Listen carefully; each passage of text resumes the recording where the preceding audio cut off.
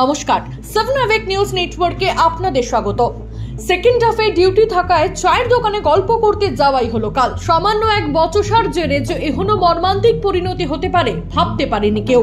চায়ের দোকানে বচসাকে কেন্দ্র করে এক যুবককে মারধর, মৃত্যু আক্রান্তের ঘটনাকে কেন্দ্র করে তীব্র উত্তেজনা ছড়িয়েছে দক্ষিণ দমদম পৌরসভার 6 নম্বর ওয়ার্ডের দক্ষিণ সুভাষনগরে।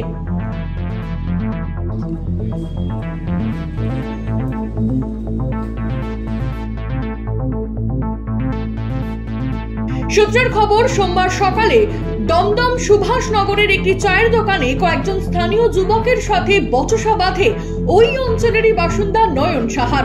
এরপরই নয়নের ওপর চড়াও হয়ে তাকে মারধর করে তারা।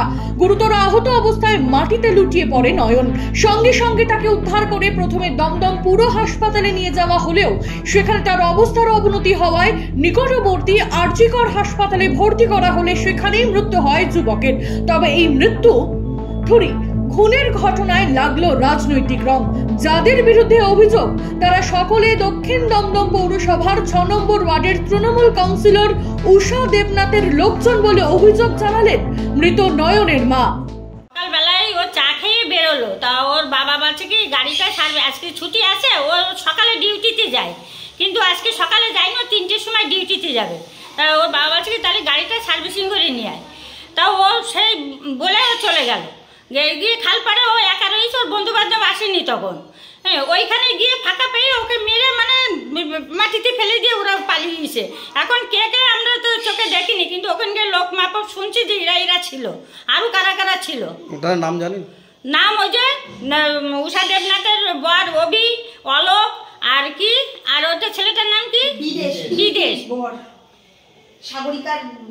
আর কে হয়? আমার ছেলে, ছোট ছেলে। কি নাম? নয়ন সাহা। সবাই নন্দু নন্দু বলেই ডাকে। আপনার ছেলে তো তৃণমূল করে? হ্যাঁ, এরা সবাই তৃণমূল করে।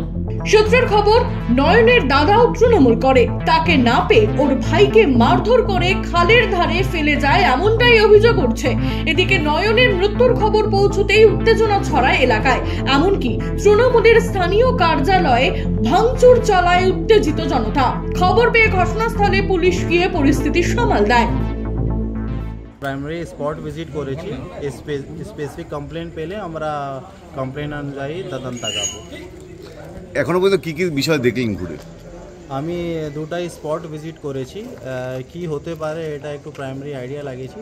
তারপরে আর আশেপাশের লোকের সঙ্গে যোগাযোগ হবে, সিসিটিভি ক্যামেরা যদি হবে ওটা আমরা দেখে কি হতে পারে, কি হয়েছিল এটা আমরা ফের।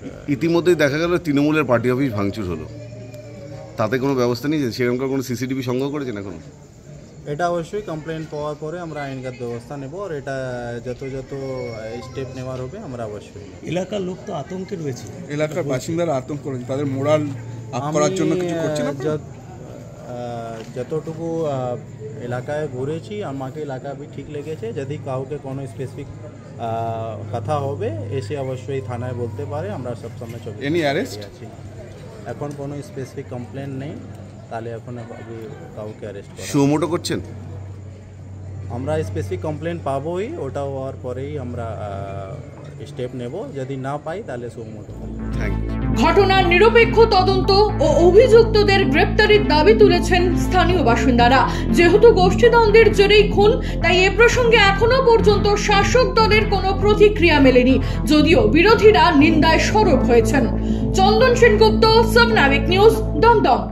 সমস্ত খবরের আপডেট পেতে লাইক করে সাবস্ক্রাইব করুন 7 আওয়ার নিউজ।